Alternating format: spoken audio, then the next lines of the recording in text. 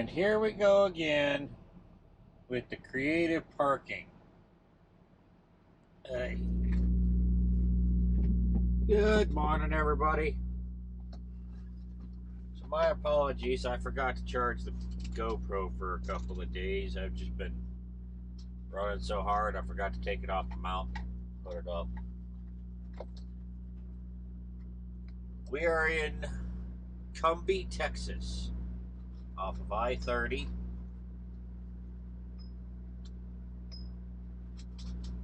And we're headed to Tennessee.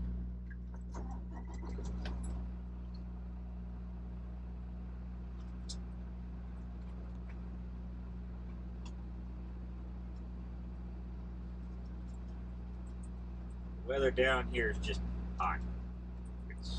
It's kind of ridiculous. We're gonna scoot down the road here a little bit, get some fuel for the TCU.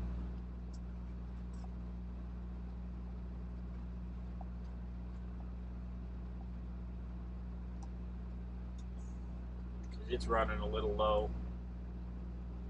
Previous driver didn't do the right thing and fill it before he dropped it.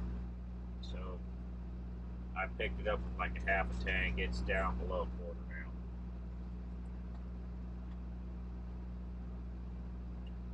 now. I'm gonna flip the camera around so you guys can get your Hershey laps.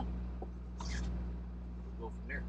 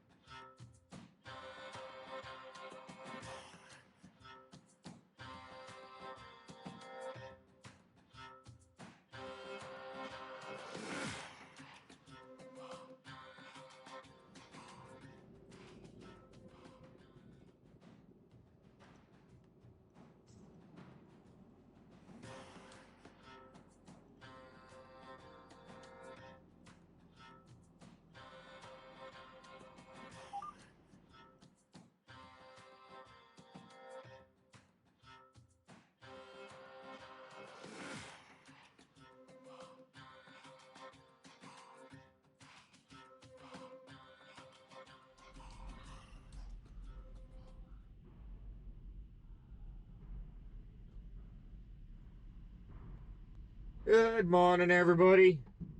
So as you guys can see, I'm at the Blue Beacon getting the trailer washed out. And I wanted to bring up a point that if you pull into a Blue Beacon and get a trailer washed out, they can also dispose of broken pallets for you.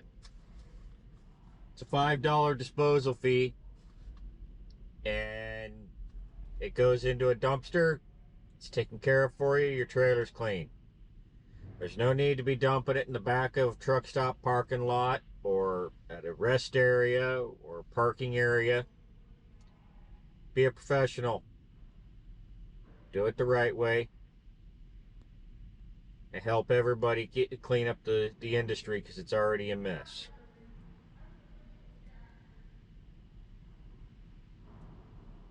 I was fully prepared to pull that pallet out by myself and throw it in the dumpster. I just asked the foreman if I could use their dumpster to get rid of the broken pallet that my last consignee left on there.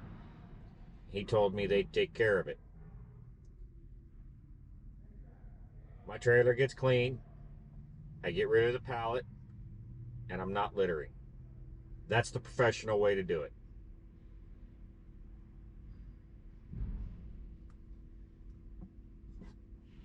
Good morning, everybody.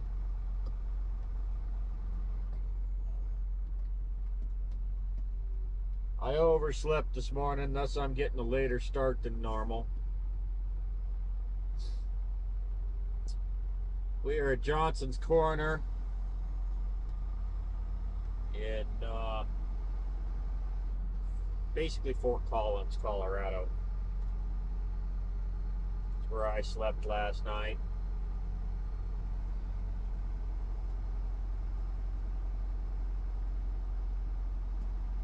Awesome cinnamon rolls here, by the way.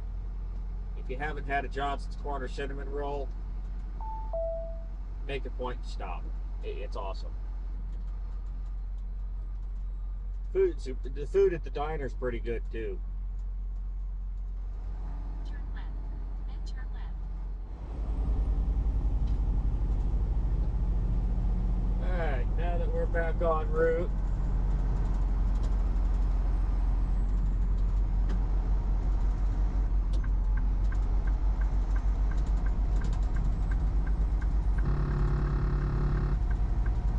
definitely gonna hit some traffic here. 7.7 miles ahead. Stay on I-25 south as it bears right.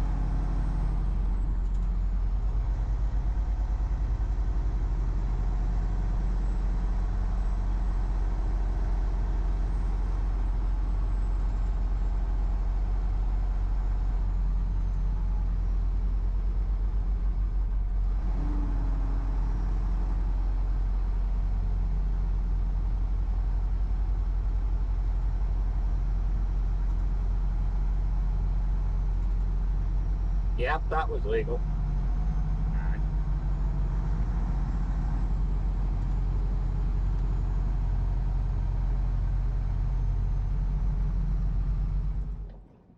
Good morning, everybody. We're in Indiana, about 30 miles east Indianapolis.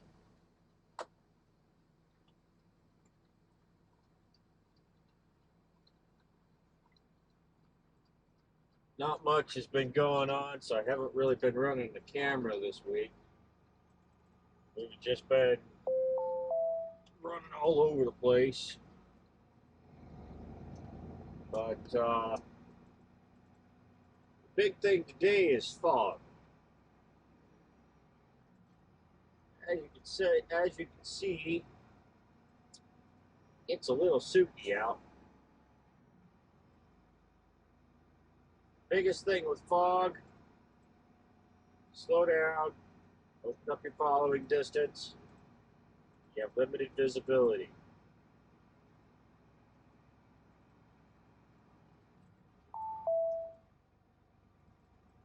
Turn at the first left.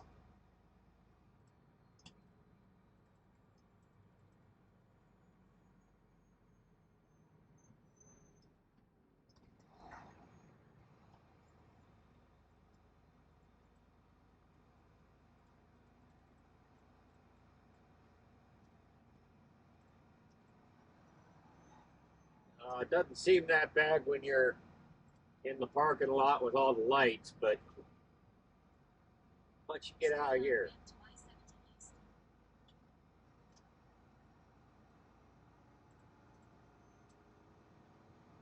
you're going to see how thick this soup is. Yeah, it's a thick one this morning.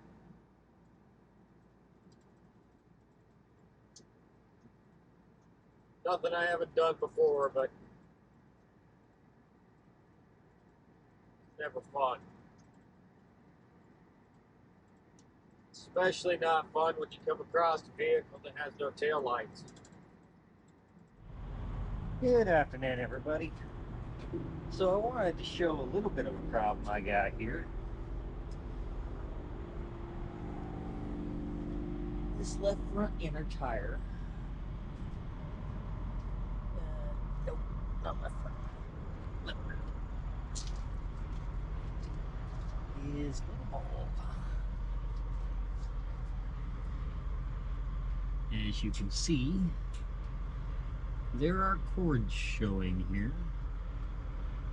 That tire needs to be replaced.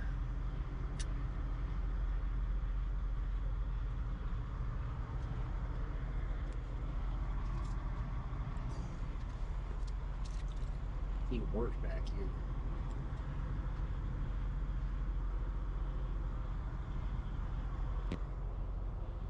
So I get to call into roadside, get that taken care of. I think back here you can really see the cords.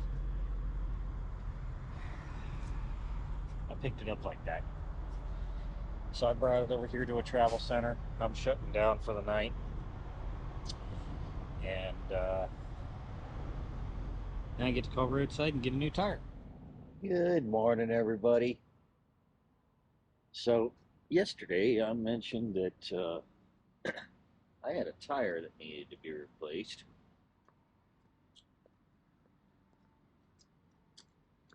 Sent out for a road call, and there's the new tire. It's all taken care of. It's all good and solid now.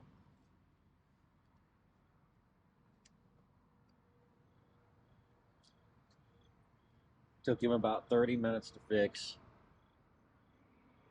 The longest part was waiting for him to show up.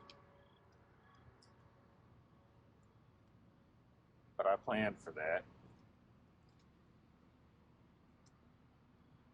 Now it's got good rubber all the way around. There's no excuse for a tire being left like that. Depending on how your company works, 90% of the time you can just send in for a road call when you drop it.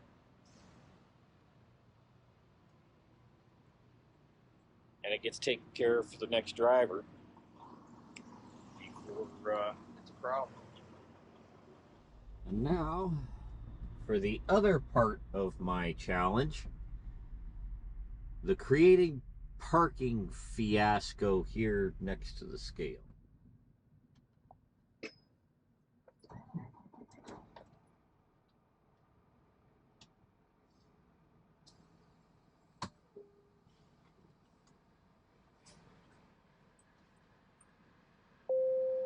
Speed limit reduced ahead.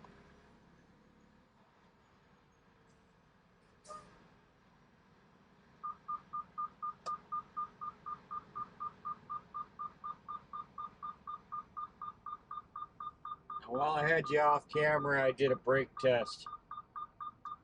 That's why the air alarm is going off.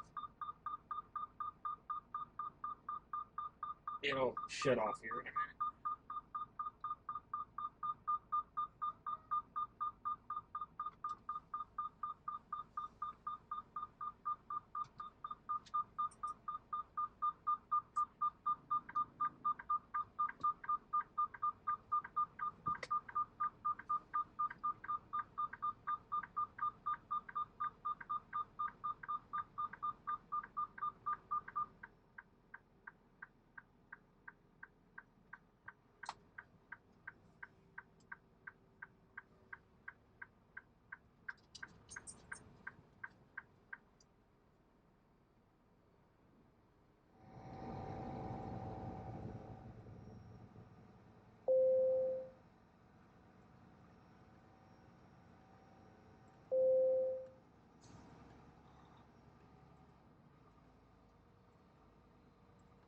Can't even get a good approach on the scale.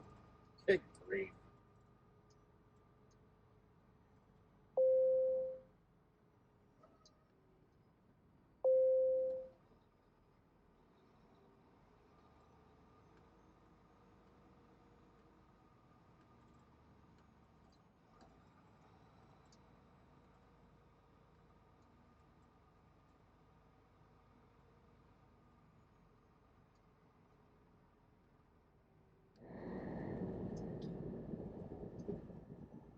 Alright, now that we're scaled and legal, we're going to be running I-68 again. I-68 is a very common stretch. It's just a lot of heavy hills. And we're running heavy on this load. We've got just over 44,000 pounds to box. Gonna head over to Greencastle, Pennsylvania, pick up some fuel, and then gonna stop at Carlisle and top off the tanks. From there, we're headed to Massachusetts. In 3/4 of a mile, take exit 148 on the right, onto I-68 toward Cumberland. This load doesn't deliver until tomorrow night. Turn on your lights, buddy. Sun ain't even up yet. So we're gonna stop up here in Greencastle, Pennsylvania, get some fuel, clean the windows, move on to Carlisle. When I get to Carlisle, I'm gonna park the truck at the terminal and go get some groceries. Gotta restock the truck.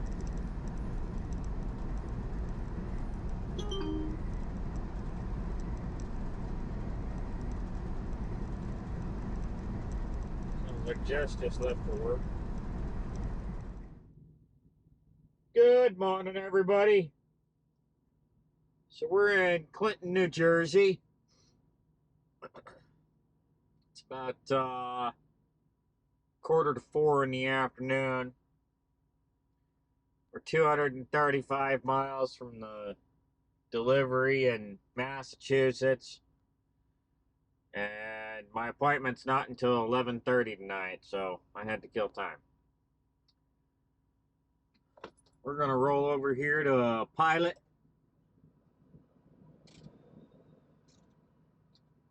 Pick up a couple things. Mosey on down the road.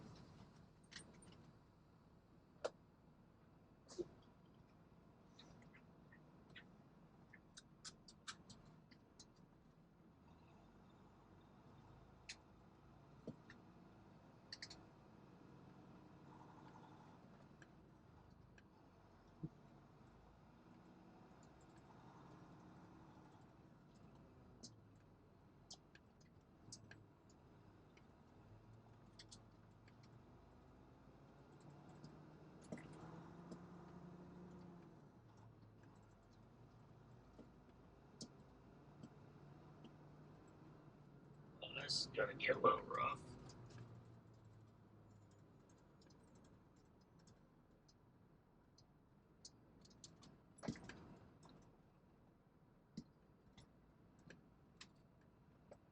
Never drive into a hole if you can avoid it. Especially if it's got water in it, because you can never tell how deep the water is. But if you can't avoid it, take it as slow as you can.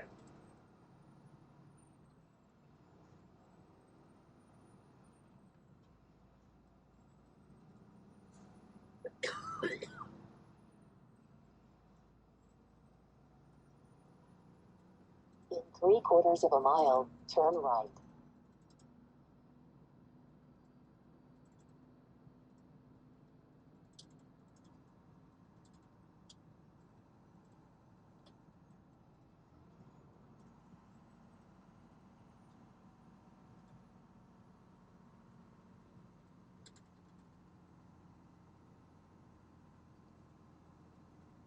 I parked at a abandoned travel center last night. Well, it's not abandoned, it's closed. The parking lot's still there, but there's no store or anything. As you can see, there was plenty of parking, but still got guys that ignore the no parking sign.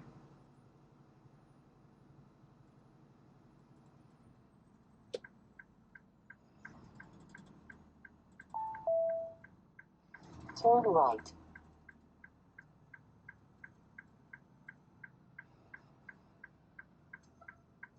You have reached your destination.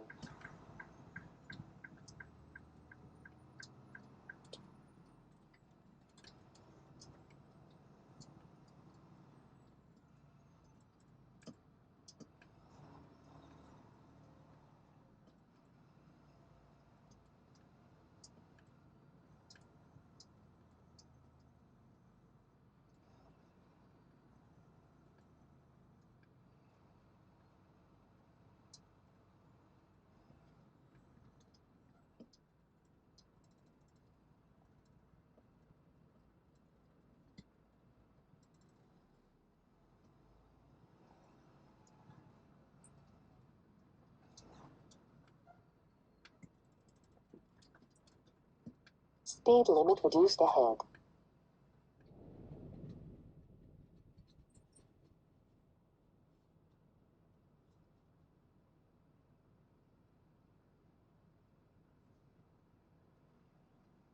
So what we're gonna do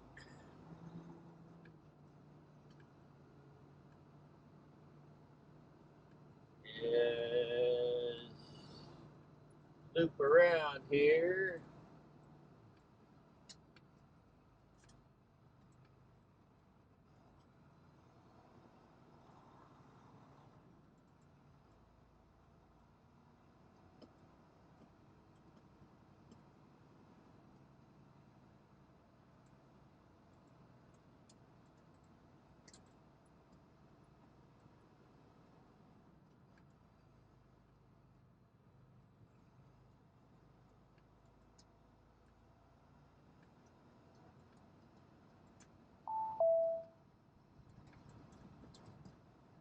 Turn at the first right onto Route 173.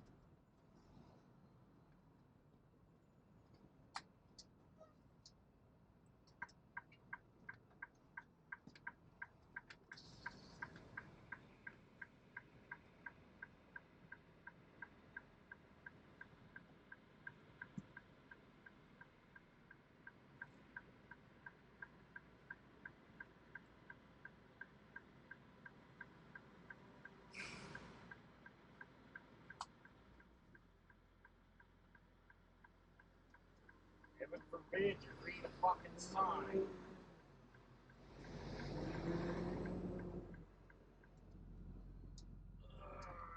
Well, okay, well, we're not looping around. All right.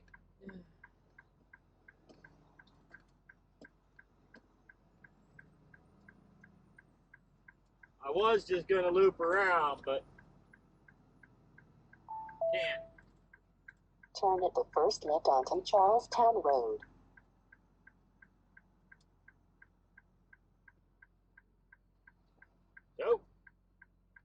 move on. I'm not going to sit here and loop around because that particular pilot, as you can see, is a mess. And it is a royal pain in the ass to get to. I've been there once, don't want to go back.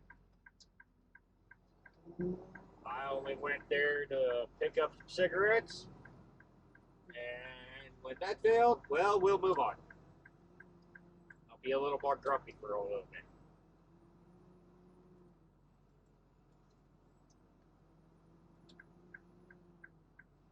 Turn left onto I-78 toward US 22 East.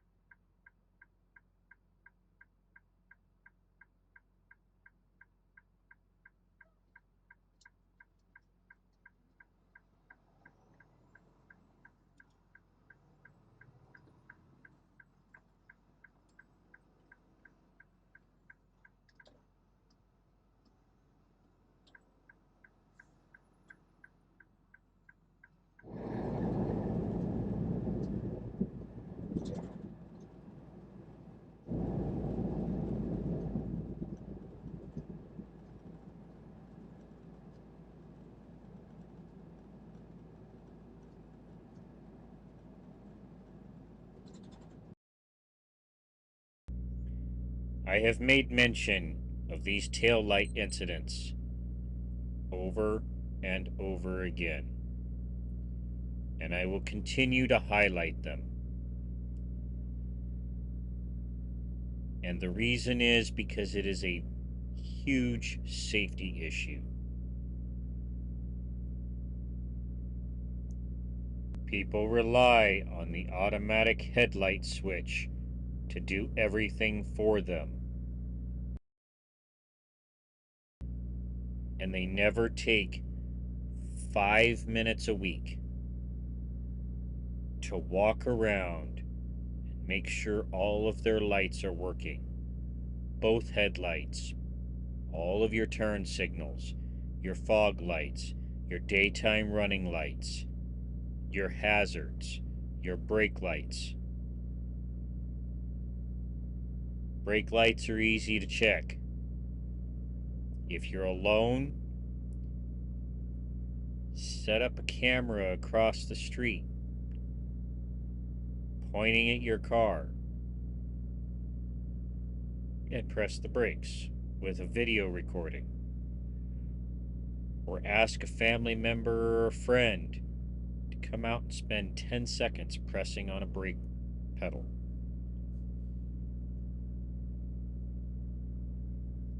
Incidents like this will sooner or later get you, someone you love, someone around you hurt or killed. It is imperative that people be able to see you. As you could see in the zoomed in section, you could not see that vehicle until he hit the brakes.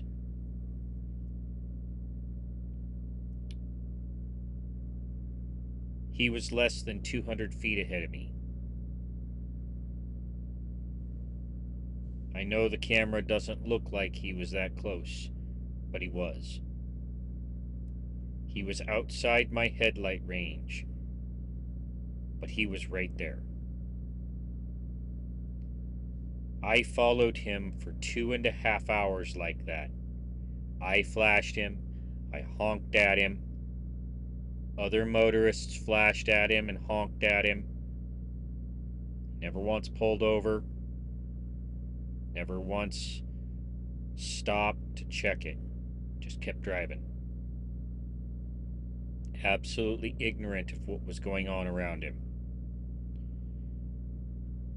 Please, take the time to make sure that everything is functional.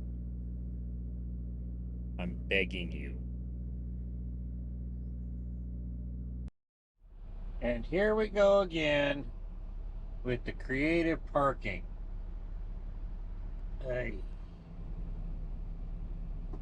At the end of the day, I do understand that there is a parking shortage in the United States for trucks. And creative parking has come as a result of that.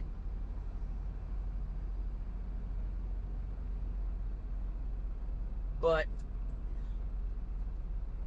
there's a right way and a wrong way to creatively park. For those of you who don't understand the term creative parking, it means simply that you are parked in a spot that is not designated as a spot by lines.